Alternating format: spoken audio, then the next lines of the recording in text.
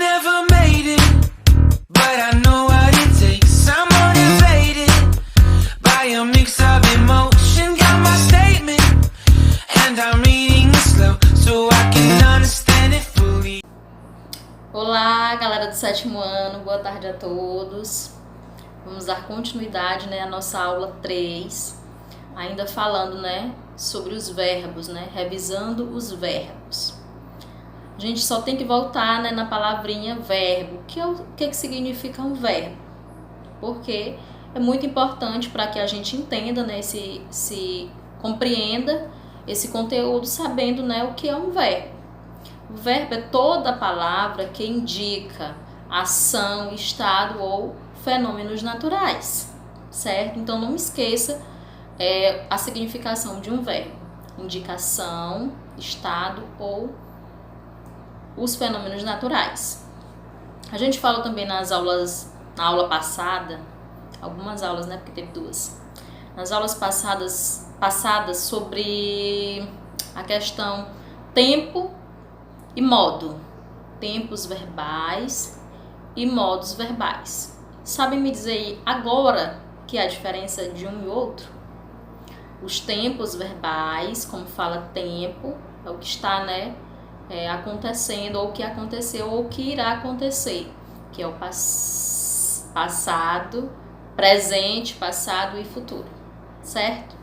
Então, quando se fala em tempo verbal, é o que está acontecendo no momento presente, é o que aconteceu no passado, ou, como eu quero que vocês falem agora, pretérito, e o que poderia acontecer futuro. Dentro da aula passada também nós falamos na página 98 sobre a desinência verbal, que é de grande importância para você, identificar através da desinência o tempo, o modo, o número e a pessoa, certo? Então, como que eu vou saber identificar o que é uma desinência, professora? Eu vou primeiro procurar o que é o radical da palavra, que é, vamos dizer, o X, da palavra, é a parte de onde se originam outras palavras. Quando eu falo em pedra, o radical é P-E-D-R, o A é a desinência. Então, daí desse radical, dessa palavra pedra, pode surgir outras palavras, pedraria, pedreiro. Então, você tem que saber diferenciar o que é o radical da desinência. E a desinência, ela vai te ajudar, a saber o tempo, modo, pessoa e número. Você irá encontrar, esses conceitos através da desinência verbal, certo? Dentro da aula passada, nós falamos também sobre os modos verbais. Vamos lá, quais são os modos verbais? Indicativo, certeza. Indicativo indica, a certeza. Nós temos o subjuntivo, que indica o contrário, a incerteza, hipóteses e possibilidades. E nós temos o imperativo, que a gente só vai ver mais à frente, que indica ordem, pedido, conselhos, certo? Vamos lá dar continuidade. Nós falamos também na aula passada, dentro do modo indicativo, nós podemos encontrar presente, o pretérito, pretérito simples, pretérito composto e pretérito mais que perfeito, que chamamos de perfeito e imperfeito, e o mais que perfeito. Também deu para saber, diferenciar. Pretérito simples indica a ação no passado concluída. Quando eu digo, uma diferença que vai fazer vocês identificarem o perfeito para o imperfeito. Quando eu digo, quando eu era criança, eu caí na rua. Quando eu era criança, eu caía na rua. Percebam que a primeira oração ela foi concluída no passado. Eu caí, pronto, acabou. E a segunda oração, ela não foi concluída totalmente. Por quê? Quando eu era criança, eu caía. Então, eu caí várias vezes, habitualmente eu caía. Então, percebam a diferença da ação concluída para a ação não concluída. Pretérito perfeito, quando eu era criança, eu caí na rua. Eu concluí aquela minha ação. Já a imperfeita é quando a ação ela não foi concluída. Então, ela acontecia várias vezes. Quando eu era criança, eu caía na rua, certo? Mais uma vez, pretérito perfeito, a ação concluída no passado. Pretérito imperfeito, quando a ação lá no passado ela não foi totalmente concluída, ela acontecia diversas vezes. E a gente viu também que entrou em desuso, né, a questão do pretérito mais que perfeito simples. Então, dentro da linguagem, já não se utiliza mais, ela entrou em desuso. Você vai encontrar essa linguagem em livros antigos literários. Ela foi evoluída, né, para o pretérito mais que perfeito composto, que é quando nós utilizamos dois verbos para indicar uma ação, certo? Nós temos aqui, ela já tinha viajado quando se arrependeu. Então, aí nós temos indicação concluída antes do pretérito perfeito, certo? Então, eu vou utilizar dois verbos para designar essa ação do sujeito. E, bem, chegamos aqui na parte, né, do futuro, que ficou faltando, dentro do indicativo, né, dentro do modo verbal indicativo, que indica a certeza, ficou faltando o futuro.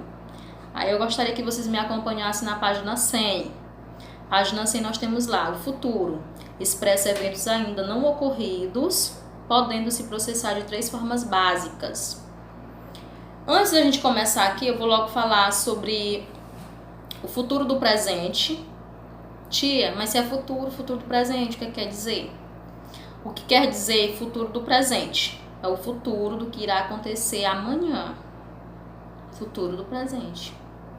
É quando você quer que algo aconteça lá no futuro, certo? Mas que vai depender de alguma coisa. Vamos lá. E nós temos o futuro do pretérito.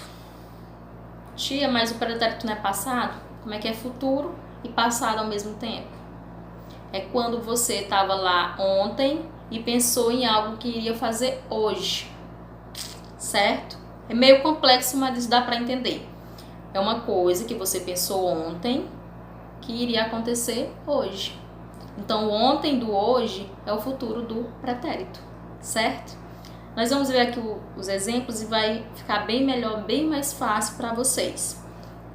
O primeiro exemplo, cantarei. Futuro simples. Esse é bem fácil.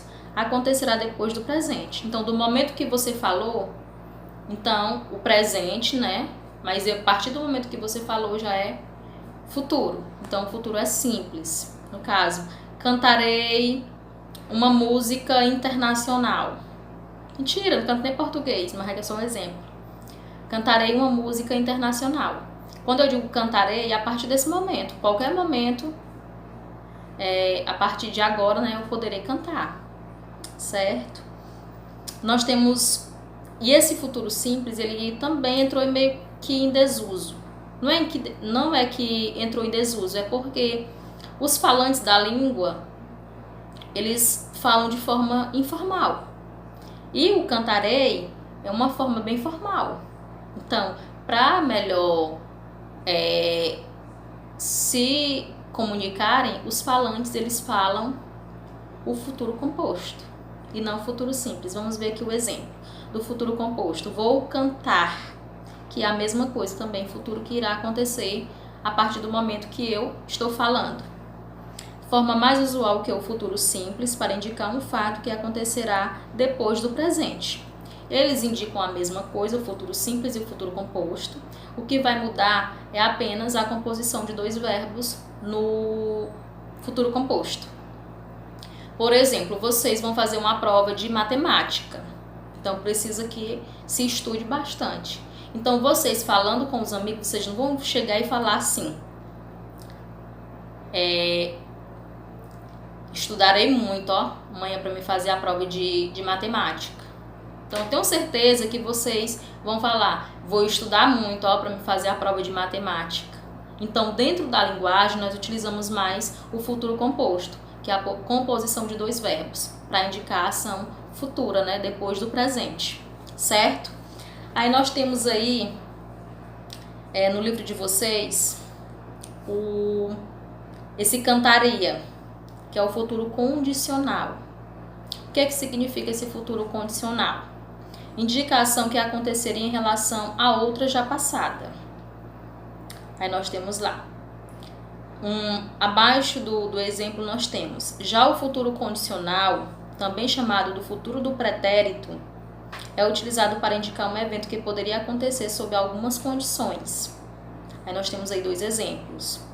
Ele viajaria se tivesse tempo.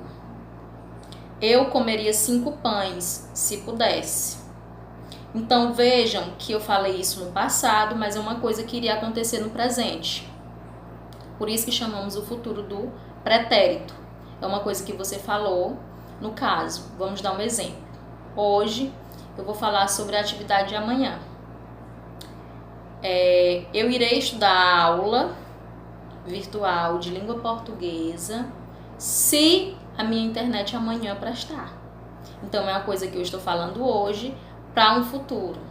Então amanhã esse futuro passa a ser futuro do passado, certo?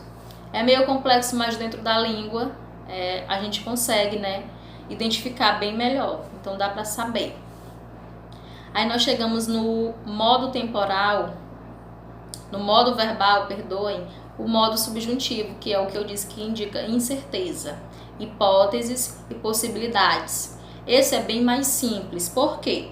O modo subjuntivo é utilizado para expressar uma suposição, um evento que se realizaria, dependendo de algumas condições. Nós temos aí alguns exemplos. Se eu pudesse, viajaria agora. Se ela soubesse da armadilha, teria mais cuidado. Tomara que eu conheça Roberto. Aí vamos lá. O subjuntivo ele também tem 3 formas de tempo. 3 formas dentro do modo verbal. Nós temos 3 tempos verbais, que também é o presente, passado e futuro. Nós vamos ver um por um, para não haver dúvidas. O primeiro, presente. Indica um desejo ou um evento provável, mas ainda incerto. Geralmente ocorre depois de expressões como é possível que, talvez, tomara que. Nós temos exemplos. Quadrinho verde, me acompanha na página 101. Tomara que a gente encontre a resposta. Então, no momento, eu estou aqui fazendo minha atividade, mas é preciso que eu encontre. Porque se eu não encontrar, eu não vou colocar a resposta. Então, vai depender, né, de uma circunstância para que eu encontre. Então, outro exemplo. Talvez ela saiba onde fica a rua das calçadas. Então, vamos supor aqui que fulano saiu nesse exato momento. Ele saiu agora, no que eu estou falando. Aí eu digo, tomara que ele encontre a casa na rua, né, das calçadas. Então, ele vai depender de ele encontrar. Se ele não encontrar, ele não vai conseguir chegar ao lugar certo. Então, eu estou falando no momento, no presente, mas que precise, né, que ele encontre, que ele saiba onde é. Pretérito imperfeito, quando a ação, lá no passado, ela não foi concluída. Vamos lá. Expressa um evento que poderia ocorrer, dependendo de uma condição. É construído com o auxílio da palavra se. Então, se eu pudesse, se eu soubesse, vamos lá. Se eu entendesse de cálculos, faria meus próprios pagamentos. Então, depende de mim, né? Então, se eu entendesse, que não é o caso. Brincadeira. Se ele soubesse falar inglês, seria contratado na hora. Então, depende, né, do saber do fulaninho aqui. Se ele não souber do inglês, ele não vai ser contratado. Então, depende de algo. E o futuro? Eita, que o nosso galo está cantando. Futuro. Expressa um evento possível de se realizar. É construído com o auxílio das palavras se ou quando. Ela é bem parecida, né, com o pretérito imperfeito, utilizando o se. Vamos lá. Quando eu comprar meu carro, vou viajar bastante, mas isso lá no futuro. Quando eu comprar o carro, ainda não comprei. Então precisa que eu compre, né? Que eu ganhe dinheiro para me comprar o carro. E aí, no seu exemplo, é verdade. E outro exemplo. Se fizer sol, vou à praia mais tarde. Então eu vou depender de eu ir à praia se fizer sol. Porque se tiver nublado, eu vou fazer o que lá? Não é isso? Então, o futuro é dependioso de que aconteça, né, o que se quer. Aí nós temos aí uma figura na página 101 que é bom que vocês prestem atenção, aspecto verbal. Nós temos aí uns bonequinhos, eu não vou conseguir, eu não consigo fazer, eu quero fazer, como eu faço? Eu vou tentar fazer, eu consigo fazer, eu vou fazer, sim, eu fiz. É bom que vocês prestem atenção aqui nesse aspecto verbal, porque o que ele diz? Como relembramos ainda há pouco, cada tempo de um modo revela algum sentido de algo que acontece, que irá acontecer o que já aconteceu, certo? Dizer que alguém partiu ou alguém partia nos informa que no primeiro caso a ação foi completamente concluída, enquanto no segundo apresentou uma continuidade do passado. Eita que o galo está cantando. Essa compreensão acerca da duração de uma dada ação é o que chamamos de aspecto verbal.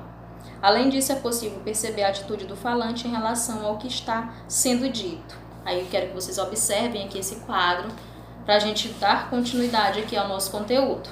Vamos lá. Página 102. As diversas orações que compõem o texto na página anterior estão associadas a atitudes do personagem, variando de eu não vou fazer para sim, eu fiz. Cada uma das ações relaciona-se com uma dada postura física da personagem e disposta em uma gradação do menor para o maior nível. Isso nos indica que há uma valoração, concorda? Passa-se de uma postura negativa para uma positiva de realização. Então, quando o falante ele se expressa através das palavras, as palavras vão indicar o que realmente, né, o indivíduo vai fazer. No caso aqui, ele foi como se fosse uma forma gradual, ele foi subindo até sim, eu consegui, eu fiz. Então, mas para isso tiveram várias etapas para que o bonequinho lá conseguisse, dentro, né, dos aspectos verbais. Então, o verbo ele é de grande importância dentro da língua portuguesa, certo? E por hoje nós encerramos a nossa aula.